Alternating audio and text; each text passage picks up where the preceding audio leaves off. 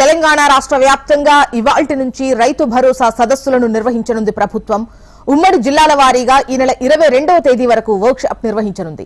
మండలాల వారీగా అభిప్రాయాలను వ్యవసాయ శాఖ తీసుకోనుంది.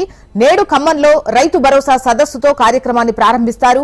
రైతు భరోసా విధి విధానాలు ఖరారు చేసేందుకు రైతు సదస్సుల ద్వారా అభిప్రాయాలు తీసుకోనుంది ప్రభుత్వం. 5 ఎకరాల లోపు భూమున్న వారికే రైతు భరోసా పథకాన్ని అమలు చేయాలని ప్రభుత్వానికి రైతు సంఘాల నుంచి వినతులొచ్చాయి. రైతు సదస్సులు పూర్తయ్యాక అసెంబ్లీలో రైతు భరోసాపై రాష్ట్ర ప్రభుత్వం చర్చించనుంది. ఆ తర్వాత రైతు భరోసా విధి విధానాలను ప్రకటించనుంది.